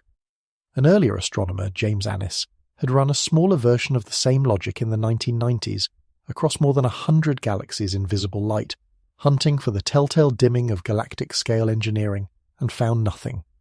Wright's team, 1,000 times more thorough, found the same nothing. If Type 3 civilizations exist in the local universe, they are rare to the point of invisibility, or they are not there at all. So much for other galaxies. What about our own? In 2024, a team at Uppsala University in Sweden, Project Hephaestos, named for the blacksmith of the Greek gods, ran the household version of the search. They cross-matched 3 great catalogues: the European Gaia Observatory's census of nearly 2 billion stars, the 2-micron all-sky survey, and WISE again, and screened 5 million individual stars in the Milky Way for the specific fingerprint of a partial Dyson swarm, a star with too much infrared, in a pattern ordinary astrophysics struggles to produce. The pipeline was merciless. Layer after layer of filters, a neural network trained to recognize contaminated data, humans vetting what survived. Out of 5 million stars, the machinery returned 7 candidates. 7 small red dwarf stars, each glowing with unexplained infrared excess. For a news cycle, the number 7 was everywhere. And then the field did what the field does, what you have now watched it do twice tonight. Follow-up scrutiny arrived, and one by one the candidates have been fading under it. In several cases, the infrared excess appears to come not from the star at all, but from unlucky alignment, a distant dust-reddened background galaxy sitting almost exactly behind the star, photobombing the measurement across 1 billion light-years. The Tabby star arc compressed from 3 years into 1, running quietly in the journals while the world looked elsewhere. As of tonight, the number of confirmed Dyson structures in the Milky Way is 0, and the radio ear has been listening the entire time. The older, humbler branch of the same search, the one Kardashev's original paper was written to serve. From Frank Drake's Project Ozma in 1960, 1 antenna, 2 stars, a few weeks, the enterprise has grown into efforts like Breakthrough Listen, which has swept 1 million of the nearest stars and dozens of galaxies across billions of frequency channels. 65 years of listening, not one confirmed artificial signal, ever. Each individual survey has its limits, gaps in frequency, in sky coverage, in sensitivity, and researchers are always careful to say the search is far from complete. But the direction of 6.5 decades of evidence is not ambiguous. The sky is not loud. The sky is the quietest thing our instruments have ever pointed at. There is one caveat the searchers themselves would insist on, and it deserves its sentence. A null result is only as good as the assumption behind the wanted poster. Every survey we have described looked for civilizations that grow big, run hot, and waste heat. The trajectory our own history suggests, extended without limit. A civilization that took a different road, that miniaturized, optimized, and sipped rather than gulped, would slide through every filter in every pipeline we have ever built. The searches were well designed. Whether they were well aimed is a question the universe has declined so far to answer. Let the weight of that arrive properly, because this is the moment tonight turns. The silence is not an absence of data. The silence is the data, the most expensive, most carefully collected measurement our species has ever made about its own situation. This is the view from 0.73. We stand below the ladder's first rung. We look up with the finest instruments ever built, and the ladder above us is empty as far as the eye can see. Which leaves exactly 2 honest readings, and you should hold them side by side and feel how differently they land. The first, nobody has climbed. The rungs are real, but the climbers are not, because life is rare, or minds are rare, or the passage from type 0 to type 1 is a filter that almost nothing survives. If so, the silence is a graveyard silence, or an empty nurseries, and we may be among the first to ever stand here. The second reading, climbing does not look like what we assumed. The civilizations are there, but advancement means shrinking, cooling, going efficient and inward and dark rather than big and hot and loud. And our wanted poster describes only the adolescents. We searched 100,000 galaxies for bonfires, and the adults, if adults exist, long ago stopped burning things. The house is empty, or the house is holding its breath. Nothing in the data yet tells us which. Stand back with me now, because we have reached the summit of everything science will officially defend, and it is worth surveying before we go on. 1 ladder, 3 rungs, written down in Moscow in 1964. Below it, us at 0.73, 2 centuries of hard climbing from the first rung, in the middle of the most dangerous passage the ladder contains. Rung 1, a world fully mastered, weather, quakes, oceans, buildable with physics we already own. Rung 2, the star claimed, a swarm assembled in mere decades by machines that copy themselves, unhideable by law of thermodynamics. Rung 3, a galaxy, crossable in a few million patient years, harvesting supernovae, visible across the universe, and against all of it, 1 dust-shrouded false alarm, 7 fading candidates, 100,000 quiet galaxies, 5 million quiet stars, and 65 years of quiet radio. That is the entire certified content of the ladder of civilizations. Everything above this line, as of tonight, officially does not exist. So notice the strange thing. The ladder itself does not stop here. Only the peer review does. Beyond Type 3 there is no data, no survey, no falsifiable prediction. And yet the rungs keep going, named and numbered, in the writing of serious futurists, and in the after-hours conversation of working physicists. Type 4, Type 5, Type 6, and a seventh rung, the one this whole night is named for. Here is the question that should be bothering you. If there is nothing up there but imagination, why do some of the most credentialed minds in physics, Nobel-adjacent names, architects of our best theory of the universe's birth, keep leaving the door ajar? Why do fragments of the top rung keep surfacing, with real mathematics attached, in real journals? The answer to that is where we go now, past the last streetlight, up into the part of the ladder that science refuses to talk about, to find out precisely why it refuses, and what it knows anyway. Part 9. Where the published ladder ends. Why did Kardashev stop at 3? It was not a failure of nerve. The man had just invented a scale audacious enough to rank galactic gods. Timidity was not his problem. He stopped because of an argument, and the argument is worth respecting before we walk past it. A galaxy, he reasoned, contains on the order of 100 billion stars, 10 billion times the energy of a civilization like ours. What conceivable purpose, what project, what appetite could require more? Any need a mind could formulate, computation, construction, communication across the universe itself, fits inside a galactic budget with room to spare. To Kardashev, a Type 4 was not impossible. It was pointless, a number without a customer. But there is a second reason the ladder officially ends at 3, and this one is deeper, because it is not about aliens at all. It is about what science is. A claim earns the name science not by being clever, and not even by being true, but by being testable, by sticking its neck out. Every rung we have climbed tonight sticks its neck out.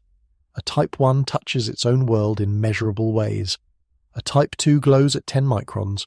We checked 5 million stars. A Type 3 transforms a galaxy's light. We checked 100,000 galaxies. Each rung makes a promise about what the sky should look like, and the sky's allowed to answer. That is precisely why the answers stung. Now try to do the same for a civilization commanding the entire universe. What observation would confirm it? What observation could refute it? If every galaxy we see, every law we measure, every constant of nature might already be its handiwork, then no possible telescope image counts as evidence either way, and the claim slides out of science's jurisdiction entirely. Not wrong, worse than wrong, unaskable. This line has a name in the philosophy of science, falsifiability, and it, not snobbery, is the real wall at the top of the published ladder. So when tonight's title says scientists refuse to talk about the most advanced civilization, understand the refusal for what it is, because it is not what the phrase usually implies. There is no suppressed file, no conference with the doors locked. The refusal is a professional discipline, the same discipline you watch save the field twice tonight, at CTA 102 and at Tabby's Star. A scientist's power comes entirely from staying inside the territory where the universe can answer back. Beyond Type 3, the universe cannot answer back, and so the professionals fall silent, not because the question is empty, but because their tools end. The refusal is the sound of intellectual honesty reaching its own edge, planting a flag and going no further. What the refusal is not, however, is a proof that nothing lies beyond the flag, and something does lie beyond it. Call it folklore, call it after-hours physics, because human imagination declines to stop where peer review stops. In the decades since Kardashev, futurists and physicists writing in their speculative hours have extended the ladder past its builder's intent, and the extended rungs have taken on a life of their own. A Type 4, commanding the energy of the observable universe. A Type 5, operating across more universes than one. A Type 6, standing outside space and time, adjusting the laws of physics as an engineer adjusts a blueprint. And above them, a 7th rung, which we will not name properly until the end. The scientific establishment endorses none of this. You now understand exactly why. So here is the deal I will make with you for the rest of tonight. The same deal an honest astronomer would insist on. Everything above this line is imagination, but imagination anchored to citations. Because the strange, wonderful fact about the upper ladder is that its individual ingredients keep turning out to be real physics, published by real physicists, some of them among the most decorated names of the 20th century. The rungs are folklore, the bricks are not. Our remaining journey is to climb the folklore and inspect the bricks. One of those after-hours physicists deserves special mention before we go up, because he noticed that Kardashev's ladder might be pointing the wrong way. John Barrow, the Cambridge cosmologist, proposed a mirror scale that climbs not outward but inward, ranking civilizations by how small a thing they can deliberately control. His rungs descend, first genes, then molecules, then individual atoms, then atomic nuclei, then elementary particles, and at the bottom of the staircase, his final rung, which he called Omega Minus, the structure of space-time itself. Barrow's insight was that mastery of the very small might matter more than conquest of the very large. A civilization that can rearrange matter atom by atom hardly needs to strip mine galaxies. And here is the detail to file away for the end of tonight. The outward ladder and the inward ladder, followed far enough, arrive at the same place. Command of space-time is both the top of one staircase and the bottom of the other. Whatever stands at the summit of tonight's climb, it got there through Barrow's basement. Before we climb, though, one detour is worth 90 seconds, because the same folklore that extends the ladder upward also, notoriously, extends it backward, into our own past. You have heard this claim. The material behind tonight's video repeats it, that the pyramids are too precise, too massive, too perfect for their era. 20,000 workers, 20 years, wooden tools, and therefore an advanced civilization must have preceded us, leaving its fingerprints at Giza, at Machu Picchu, at Stonehenge, on the Nazca Plateau. It is a romantic idea, and the record deserves better than romance. The Great Pyramid was raised around 2560 BCE from roughly 2.3 million blocks. Archaeologists Mark Lehner and Zahi Hawass spent decades excavating the town of the people who raised it, their bakeries, their breweries, their medical care, their paid rations. These were skilled crews, not slaves and not mysteries. In 2013, at a dried-out Red Sea harbour called Wadi al-Jarf, researchers found the oldest inscribed papyri ever discovered, including the working logbook of a foreman named Mera, who spent his days barging limestone to Giza for the pyramid's casing. We do not merely know roughly how the pyramid was built. We have some of its paperwork. An Egyptian tomb painting even shows the trick skeptics call impossible. A colossal statue hauled on a sledge while a worker pours water to slick the sand. A friction trick confirmed in a physics laboratory in 2014. The precision is real, the base level to about 2 centimeters, the sides aligned to true north within a 20th of a degree, and it was achieved with stars, shadows, chords, and patience. The monuments are not evidence that our ancestors had visitors. They are evidence of something tonight should make you readier to believe, that organized intelligence, even at 100th of a rung, already does things that look like magic from far enough away. The grown-up version of the lost civilization question does exist, and its fate is instructive. In 2018, Gavin Schmidt, director of NASA's Goddard Institute for Space Studies, and the astrophysicist Adam Frank published a peer-reviewed paper asking, with complete seriousness, if an industrial civilization had existed on Earth tens of millions of years ago, could geology even show it? They named it the Silurian hypothesis after an old science fiction race, precisely to keep its status honest. Their answer is quietly devastating in both directions. No, we probably could not rule it out easily. Cities and machines vanish. The ocean floor recycles itself entirely in under 200 million years. What would survive is only a thin chemical whisper in the rock, resembling natural warming spasms the Earth has already had. And no, there is no evidence whatsoever that any such civilization existed. But notice what the paper is really telling us, because it is the reason I have brought it with us on this climb. Everything we have ever built, pyramids included, will one day compress into a stratum thinner than a coin.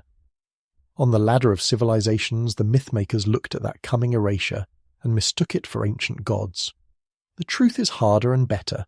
The fingerprints people keep finding in our past are actually a forecast of our own. So the past is closed. No ladder descends behind us. The only direction left is up, past the flag, into the rungs that exist only in imagination and fragments. And the very first step past the boundary, the Type 4, the universe as a power grid, immediately runs into an enemy no civilization on any lower rung ever had to face. Not distance, not time. The universe itself, which turns out to be actively dismantling the estate that a Type 4 would need to inherit. The sky, it turns out, is running away, and it is taking the evidence with it. Part 10. Type 4. Fighting the universe itself. State the folklore first, plainly and with its label on. A Type 4 civilization commands the energy of the observable universe, something like 10 to the 46th watts, drawn from as many as 2 trillion galaxies, the current best census of everything our telescopes can in principle see. 2 trillion galaxies. The number refuses to mean anything until you break it. If you counted 1 galaxy per second, day and night, the count would take over 60,000 years, and each tick of that count is 100 billion suns. That is the estate a Type 4 claims. No physicist proposed this rung in a journal. It grew in the futurist literature, in popular books, in the long tail of Kardashev's idea. The theoretical physicist Michio Kaku has sketched it publicly, and the writer Zoltan Galantai formalized versions of it. It is imagination. We agreed on the label. Now let us do what we promised and inspect the bricks, because the moment you take the rung seriously enough to criticize, you discover something marvelous. The universe itself is organized to prevent it. The obstacle is not distance, though distance would be bad enough. The obstacle is that the estate is fleeing the estate sale. Since 1998, we have known that the expansion of the universe is accelerating, driven by something we call dark energy, 2 words that function as a placeholder for one of the deepest open problems in physics. Every galaxy not gravitationally bound to ours is being carried away from us faster with each passing epoch, and the acceleration compounds. This is not galaxies moving through space, it is space itself stretching, and no ship, no probe, no signal can outrun it forever, because beyond a certain distance the stretching adds up faster than light can close the gap.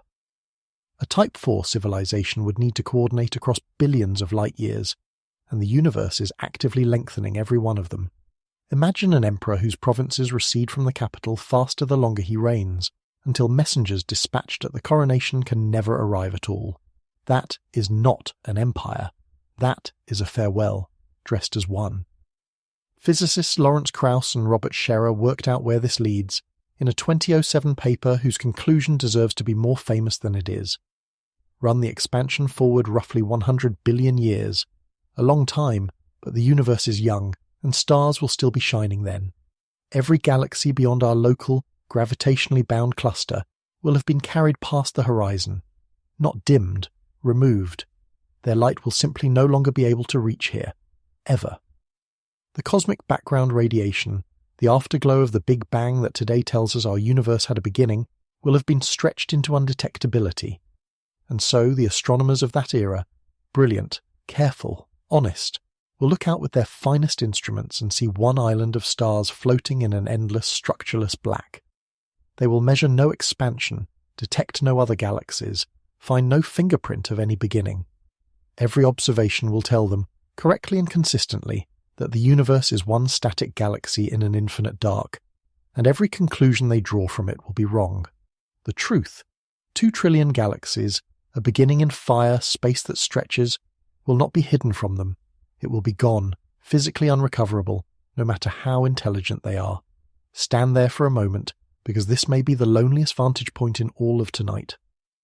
You're on a world circling a small, thrifty red star, 150 billion years from now. The night above you is not like your night. There is a band of ancient stars, your galaxy, merged long ago with its neighbours into one elderly swirl, and beyond it, nothing.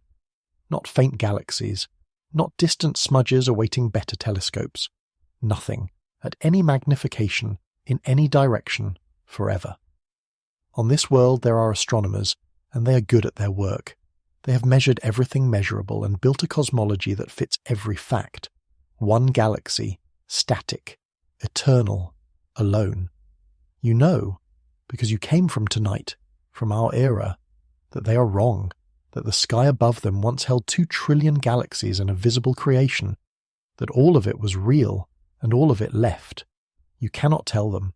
Nothing can tell them. Knowledge itself, it turns out, has an expiration date printed by the expansion of space. And some truths about the universe can only be learned by civilizations lucky enough to exist early, while the evidence is still in the sky. Which reframes our own moment in a way I find quietly astonishing to sit with. And this is a brick worth keeping even if the Type 4 rung dissolves. We think of ourselves correctly as early, a Type 0, barely off the ground. But in another sense we are living inside a privileged window that no amount of future intelligence can reopen. the era when the universe's own history is still legible. The galaxies are still visible. The afterglow of the beginning still falls on our antennas. A civilization of unimaginable power, arising too late, would trade every jewel it commands for what any amateur with a telescope can see from a backyard tonight. On the ladder of energy, we are paupers. On the ladder of evidence, you and I are among the wealthiest observers who will ever exist. For completeness, honour the folklore's own solution with the label attached. In the popular tellings, a Type 4 does not accept the eviction. It rearranges galaxies like construction material, herds superclusters together against the expansion, mines the dark energy itself, the very force dismantling its estate. And where the laws are inconvenient, it discovers new laws. Perhaps. Nothing in that sentence is physics. Every verb in it is a wish. But notice the direction the wishes point, because it is the same direction the honest analysis points. Coordination across an accelerating universe at light speed is not merely hard, it is structurally forbidden. So a genuine Type 4, if the phrase means anything at all, could not be a bigger Type 3, running the same playbook across more real estate. The playbook itself dies at this scale. To operate at rung 4, a civilization would have to stop treating space-time as the stage and start treating it as the machinery, bending the theatre rather than crossing the stage. Which is to say, the fourth rung, examined honestly, does not describe a larger empire. It describes a different relationship with reality, and that is the exact door through which the final rungs of the ladder now come pouring. Let me show you the shape of that dying briefly, because we will need it for everything that follows. In 1997, the physicists Fred Adams and Gregory Laughlin published a remarkable paper in Reviews of Modern Physics, a rigorous forecast of the entire future of the universe, era by era, as far as known physics can see. The present era, the age of stars, is generous but finite.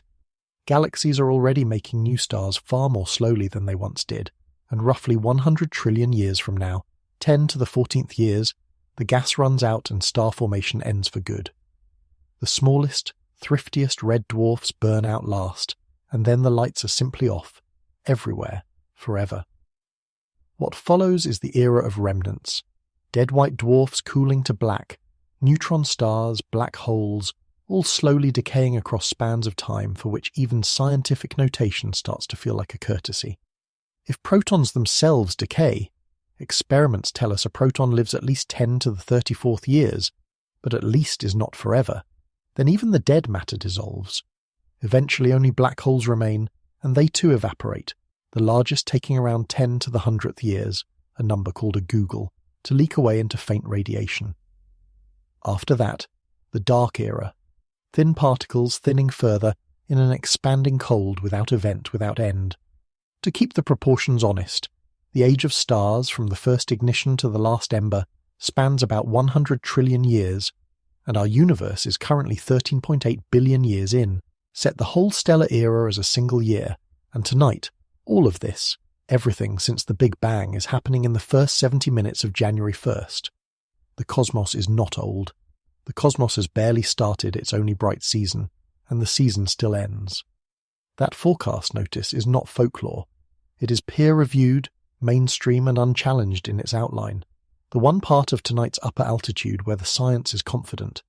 The universe has a closing time, because that deadline is stacked beneath the vanishing sky, one we have postponed all night, and at this altitude it finally becomes the whole story. The galaxies are not only leaving, they are dying, every one of them, on a schedule that physicists have actually published, era by era, down to the last black hole. The upper ladder is not really about power at all. It never was. It is about what a mind does when it realizes that the universe itself, the whole theatre, every stage, every light, has a closing time. The rungs above 4 are not thrones, they are exits. And the strangest thing I will tell you tonight is that one of those exits has real equations behind it, with two of the most famous names in cosmology attached. We are almost there. Part 11. Types 5 and 6. The multiverse door. Here is a sentence that should be false, and is not. The idea that our universe is one among many is respectable physics. Not proven physics, respectable. It did not come from the folklore ladder. It came, 3 separate times, from theories built to answer other questions entirely, which is generally how physics earns its strangest conclusions. The first road is inflation. Our best account of the universe's first instant holds that space underwent a burst of expansion, so violent that a region smaller than a particle became larger than everything we can see in less than a trillionth of a second.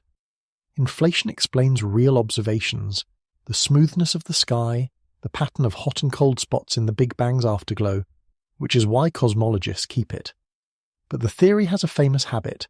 It does not want to stop. In the versions developed by André Linde, a name I ask you to remember because he is waiting for us at the top of the ladder, inflation is eternal. Once begun, it continues forever somewhere, endlessly budding off pocket universes, each of which inflates, cools, and becomes a cosmos in its own right, while the space between them goes on inflating and budding without end. In this picture, which is a mainstream option and not a fringe one, our Big Bang was not the beginning of everything. It was one bubble forming in an ocean that has been boiling forever. Notice what makes this respectable rather than convenient. Eternal inflation was not invented to give aliens somewhere to go. It fell out of the mathematics of a theory that earns its living explaining our own sky, and its authors spent years trying to make the budding stop before concluding reluctantly that it will not. In physics, the conclusions you try to avoid are the ones that deserve the most respect. The second road is string theory, whose equations permit a landscape of possible universes. By one famous count, 10 to the 500th different possible sets of physical laws, a number so far beyond the count of atoms in our universe that comparison is a joke. The third road is quantum mechanics itself.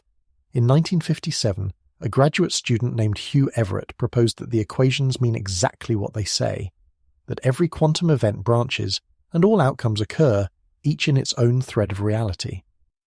His many worlds interpretation was ridiculed for decades and is now defended by a substantial fraction of working physicists.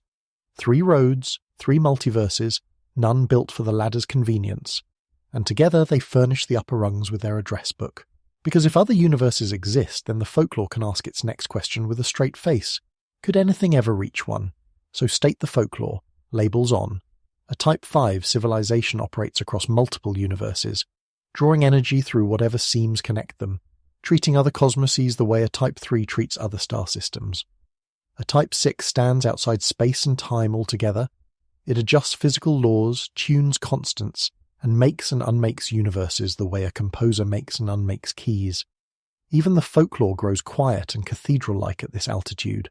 The supplied material behind tonight's video reaches at this rung for the only available word, gods. No equations, no claims. You know the deal by now. These rungs are imagination. But now ask the question that transforms them from decoration into necessity. The question this entire climb has been secretly aiming at. Why would any mind, however great, ever need to climb this high? A Type 3 already owns 100 billion suns. What could it possibly still want?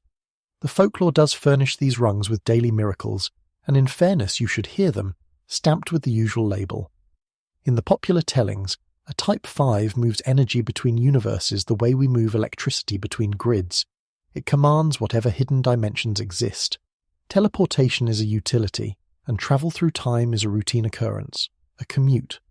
A Type 6 creates and destroys universes instantly, at will, and the material behind tonight's video says the quiet part aloud. At this stage, we would practically be gods. Every sentence in that description is a wish wearing engineering's clothes, and I will not pretend otherwise. But wishes, remember, are data about the wisher. And the interesting question is why the folklore, whenever it climbs this high, always reaches for the same 3 powers, crossing between worlds, rewriting the rules, and refusing to die.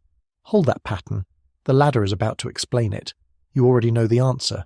You watched it assemble over the last 2 parts. It wants to survive. The universe has a closing time, the era of stars ending in 100 trillion years, the remnants decaying, the black holes evaporating at 10 to the 100th years, the dark era after. Every civilization on every rung below this one is, without exception, under the same sentence. Power changes the accommodations, not the verdict. And so the top of the ladder was never really about energy at all. Energy was the ladder's currency. Survival is its purpose. The final rungs are not thrones. They are escape plans, and remarkably, the escape plans have a literature. Serious physicists publishing in serious venues have asked what a mind can do about the end of everything. There are exactly 3 answers on file. Tonight we can inspect all 3, and you will notice that each one is stranger and more beautiful than the folklore it replaces. Exit 1. Endure.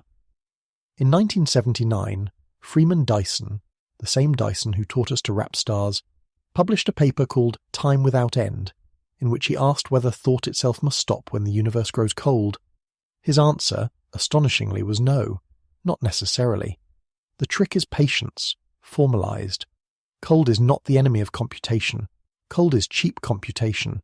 The physics of information says thinking at lower temperatures costs less energy per thought. So Dyson imagined a civilization slowing itself in step with the cooling cosmos. Thinking, hibernating, thinking again, its clock speed falling forever, its subjective experience continuing without limit. An infinite future of thought funded by a finite reserve of energy. The way a careful pensioner makes a fixed sum last forever by spending ever less. Later discoveries about dark energy complicate his arithmetic, but the paper founded a genuine field. Physicists call it, wonderfully, physical eschatology, the physics of last things. It is worth hearing how concrete Dyson's scheme was, because the caricature, a civilization simply shivering in the dark, misses its elegance.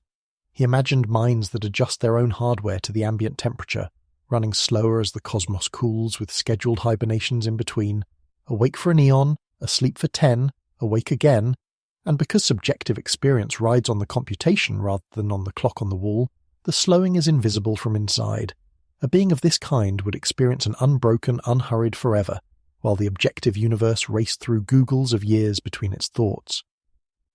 There is a catch our era discovered after Dyson wrote. Dark energy appears to impose a floor temperature on empty space, a faint horizon glow that never quite reaches zero, and a floor under the cold means a ceiling over the thrift. Whether Dyson's forever survives that floor is still argued in the physical eschatology literature. Even the exit marked endure, in other words, may only postpone. Exit 2, sleep. In 2017, Anders Sandberg, Stuart Armstrong and Milan Čirković published the estivation hypothesis, estivation being hibernation through summer rather than winter. They noticed the same thermodynamic fact from the other side. Because the universe's background temperature is still falling, every computation postponed is a computation multiplied.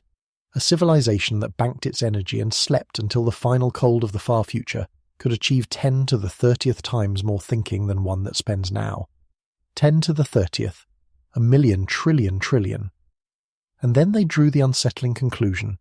Perhaps that is where everybody is. Perhaps the great civilizations are not absent but asleep. Their infrastructure powered down, their exhaust plumes banked, waiting out the warm, wasteful youth of the cosmos, with trillions of years of patience and every incentive not to wake early. Do you remember our master key? You cannot hide the exhaust? Here is the one clean way through it, and it chills me a little every time.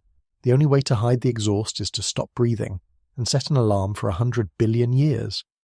Our infrared surveys check the sky for civilizations burning bright. They could not check for civilizations holding their breath. The silence of the universe on this reading is not the silence of an empty house. It is the silence of a house where everyone has agreed, for excellent thermodynamic reasons, to sleep until winter, but endure and sleep share a defect, and it is fatal on the longest view. Both stay inside. The pensioner economizes forever, but the pension is finite, and the mathematics of dark energy may cut even Dyson's infinite subjective time down to merely enormous. The sleeper multiplies its riches 10 to the 30th fold, and the multiplied riches still end, because the bank itself, the universe, closes. Stay inside, and the dark era wins by default. The only argument is over the length of the goodbye, which leaves exit 3, the one that does not stay inside, the exit for a mind that has accepted that this universe cannot be saved, and asks with whatever the equivalent of a steady voice is at that altitude, whether universes can be made. That question sounds like the final surrender of science to mythology. It is not. It is the title of a real physics paper, written by one of the men who discovered how universes begin, and it is waiting for us at last on the highest rung of the ladder. Part 12. The Omega Civilization. It is time to keep the promise. At the top of the folklore ladder, above the universe-taming Type 4, above the multiverse-walking 5 and the law-writing 6, sits the rung this whole night has been named for. The extended scale calls it Type 7. The futurist literature, reaching for a better word, calls it the Omega civilization. Omega, the last letter, the end of every alphabet. And here, at last, is what the folklore says it is. An Omega civilization does not command energy, because commanding energy is a habit of things that live inside universes, and an Omega civilization has outgrown the inside of universes. It makes them. Universes are its raw material, created, shaped, inhabited, and left behind the way our ancestors left campsites. In the tellings that inspired tonight, its citizens curve space-time until new emptiness opens, and furnish that emptiness as a home. They migrate into pocket dimensions of their own design, write the local laws of physics to taste, and when a pocket cosmos wears out, they step into a fresh one folded inside it, and another inside that without end. Death is not defeated, it is made irrelevant, a property of universes, and they are no longer confined to any particular universe. That is the top of the ladder. That is the most advanced civilization that scientists refuse to talk about. The folklore lingers lovingly on the interior of that life, and one image from the material behind tonight is worth carrying in.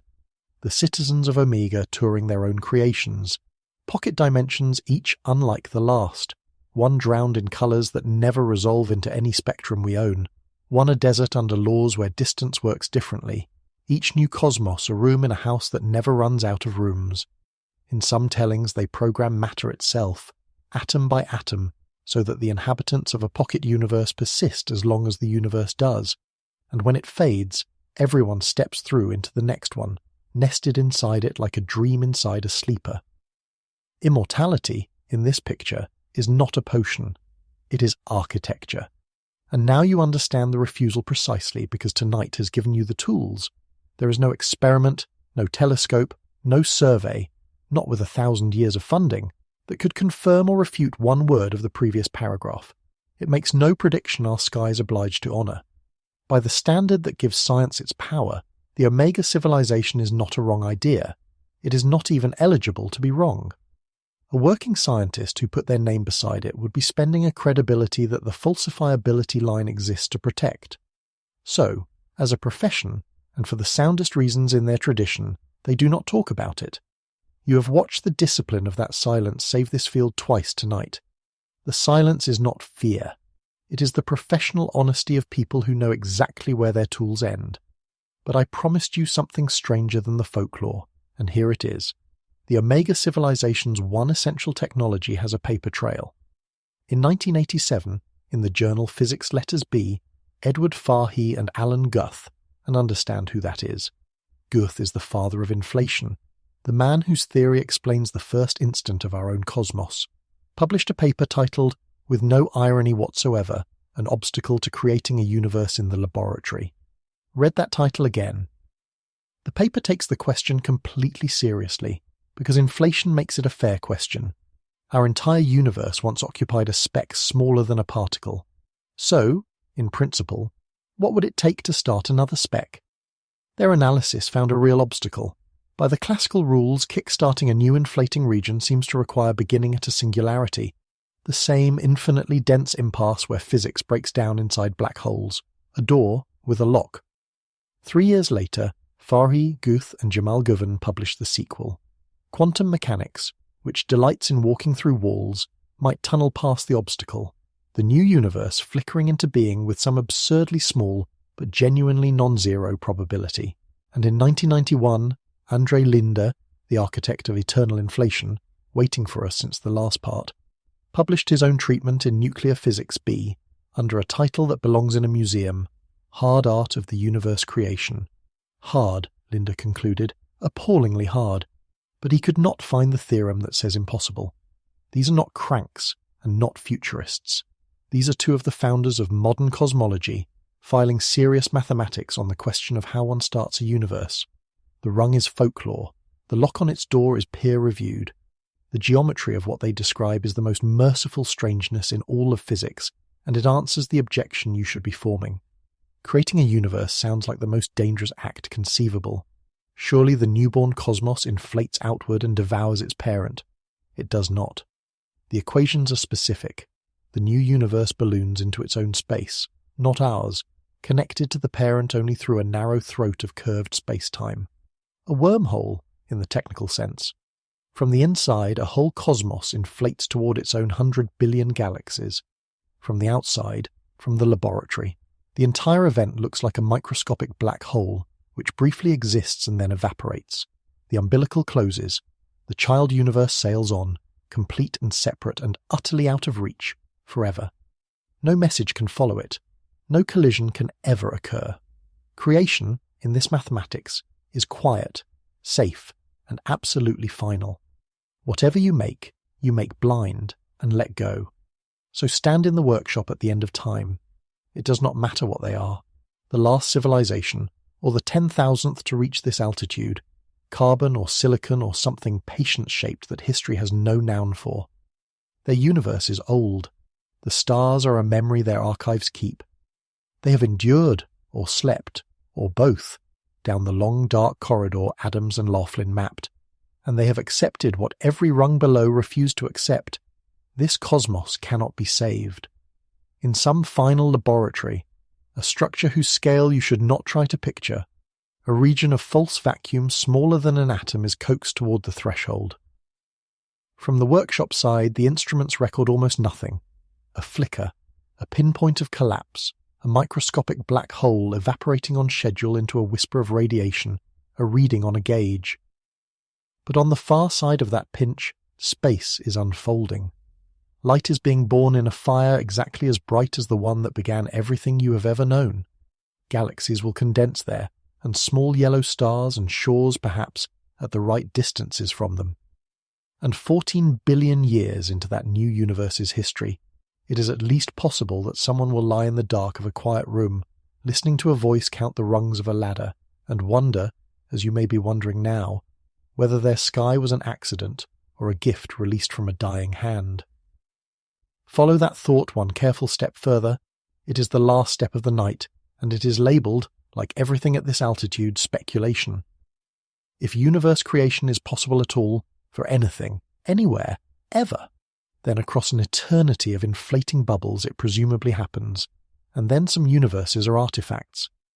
Linder himself toyed with the idea that a maker could leave a signature, that the constants of physics, the strange specific numbers our textbooks record without explanation, could in principle carry a message from the far side of a pinch that closed before our first second. No one can test it. No one ever will. But notice what it means that the thought is even coherent. Our own universe is permitted to be somebody's workshop flicker. Not proven, not likely. Permitted, and physics, which forbids so much, does not forbid this. You may lie in the dark tonight inside an accident, or inside the final work of something that loved existence too much to let it end. Both are astonishing. Neither can ever be confirmed. And you are allowed to find that thought, I will confess that I do, strangely comforting, the way it is comforting to fall asleep in a house you did not build, trusting the unseen carpenter. And a small community of working physicists does keep the top of the ladder lit in its careful way. Physical Eschatology, the field Dyson's paper founded, publishes on the survival of minds through the degenerate eras. The universe creation question resurfaces every few years in new mathematical dress. And cosmologists debating why our universe's constants permit stars and chemistry at all occasionally note, in a final paragraph, the possibility nobody can close. The refusal to talk, in other words, has always been a refusal to conclude. The conversation itself never quite stops, because the participants are human, and the question does not release its grip on humans easily. It will not release yours easily either. That is not a flaw in you. It is the oldest credential our species has. Remember the phrase we planted at the very beginning of tonight, a ladder with no top. We can finally see what it actually meant. The ladder has no top because the last rung is not a rung, it is a door. Climb high enough, and there is nothing further to stand on inside this universe. There is only the step that leaves it. Every civilization we have imagined tonight was reaching, without knowing it, for the same handle. And remember the number 0.73, our address at the bottom of everything, in the middle of the dangerous passage, on a world that still loses cities to weather. Here is the kinship the number was hiding all along. If anything now stands at the top of the ladder, in this universe or above it, then once, long ago, It stood where you were standing. It had an address like ours. It worried, in whatever way it worried, about its storms, its wars, its fragile grids, and it kept climbing anyway. Whether anything survives that climb, the surveys cannot yet say. The sky is quiet, the house is empty, or holding its breath, and we are early enough to matter either way. So no, the most advanced civilization in the universe may not exist yet.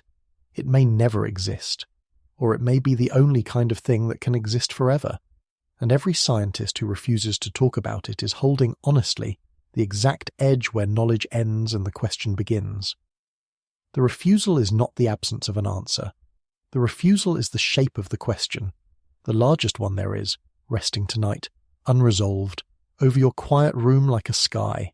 Sleep well beneath it. The ladder will still be there in the morning, and so, at 0.73 with the light still on, will we?